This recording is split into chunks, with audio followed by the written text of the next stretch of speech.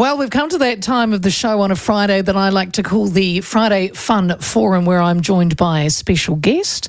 And we will discuss some of the big stories of the week, mull it over, get their thoughts on it.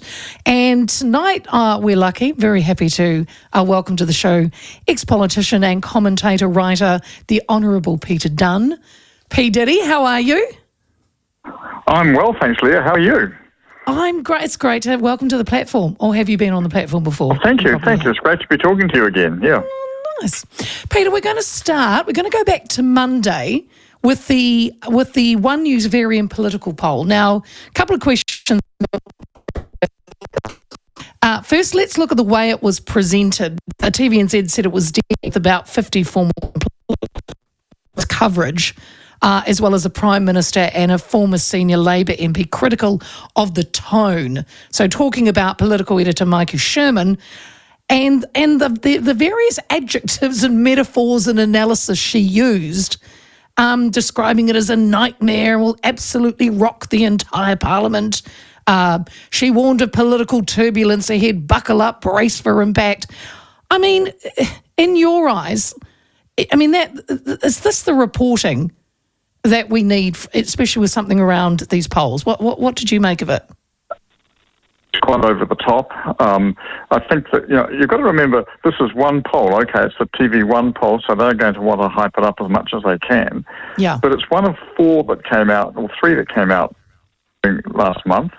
And if you take, and I do this sort of thing, I keep an average of all the polls. If you take an average of all the polls last month, they show, the government's down a little bit, but in fact it would still have been re-elected with a comfortable majority had there been an election.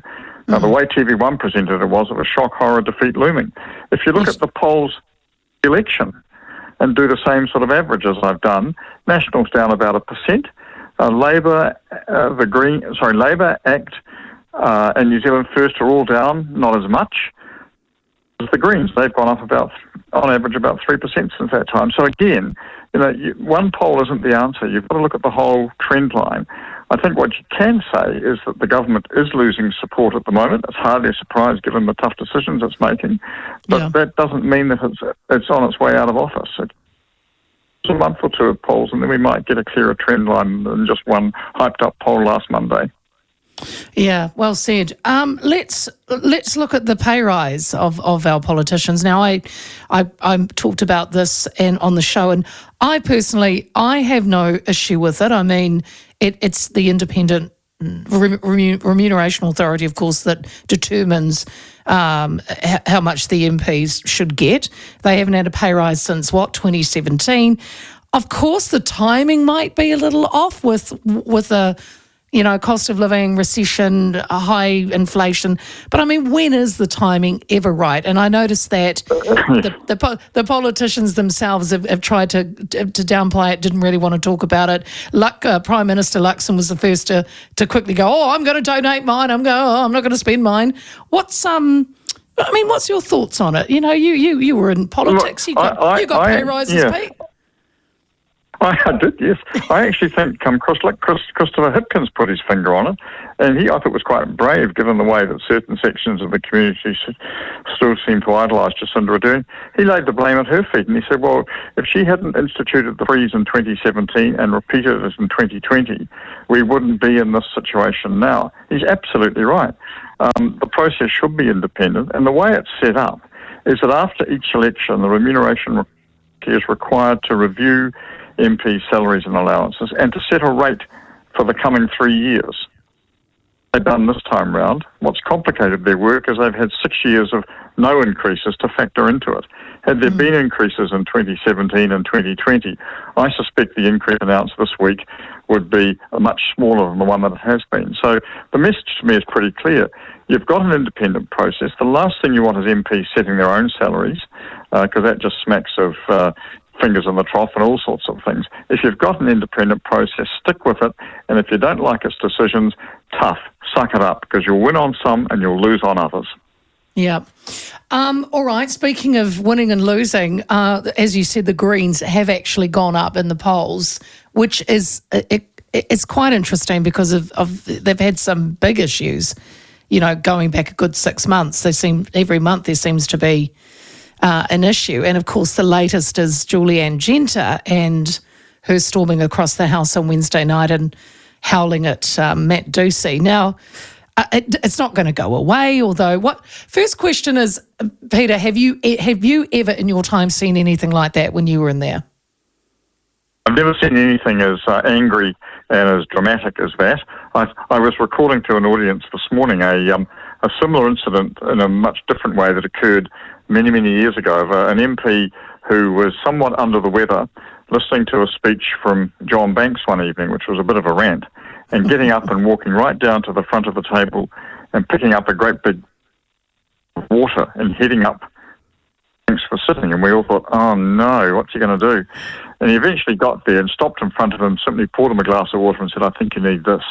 That was it. But, for a few seconds we thought, oh no, he's going to. But that's the only. You just don't do that sort of thing. There's got to be some dignity and respect in Parliament. Yes, there's got to be vigorous debate, but it doesn't mean you actually, behave the way she did. If you go right back to the Stuarts in England, the way the parliamentary chamber is laid out like that, it was the proverbial two swords length distance between the parties, so that they didn't come to blows. That's the whole way it's set up. But this was just completely unacceptable behaviour, totally out of the blue, and I just think it was a bad look all round.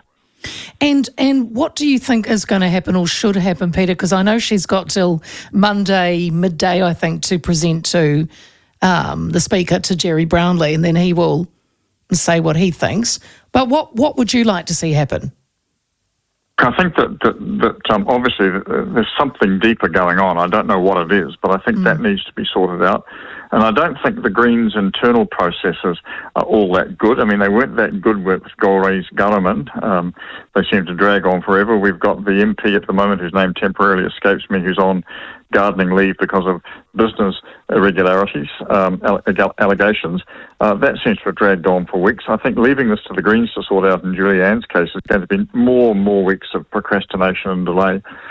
I'm not sure whether it's a breach of privileges in the technical sense, which the Speaker would need to be satisfied it was to send it to the Privileges Committee.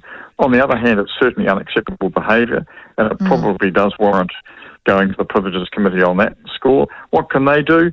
I suspect they give her, it's not the slap with a wet bus ticket, it's probably a slightly stiffer cardboard bus ticket, censure, but it would be the signals it sends about the unacceptability of the behaviour, I think. Darlene Tanner, I think, Peter, is who you were. Yes, I couldn't. Yes. Well, there's been a few. Yes, I know what you're saying. I just feel that she has. I mean, a few other stories have come to light, and I spoke at the beginning of the show with a florist in Newtown who was verbally abused by Julie Anne Genter last week in her shop. And then there was another story. I was contacted by a former politician, an ACT former politician, who she was saying that when she was in there, that a lot of the stuff wasn't caught on TV, that Julie Anne Genter would go off again. And then there was another story of her abusing a guy in another shop. So I just think there is really an issue with her. Yeah, I was aware of one of those incidents, the one with the florist. I wasn't aware of the other two. And from my point of view, my dealings with Julie Anne had always been pretty amiable and pleasant. But if there is a deeper-seated issue there, then, and this sounds terribly patronising, it's not meant to be, but she obviously needs some help curbing if there's a temper issue or something of that nature. But that then raises a wider question about suitability temperamentally to be in that environment. If Parliament is a robust place, there will be strong feelings. There are occasions when people are very angry, and understandably so, at what they see happening. But that doesn't, in my book, excuse losing self-control. You've got to maintain your dignity, your self-control. You've got to be prepared to make your case as strongly as you can, and then accept that maybe it's not going to win everyone over.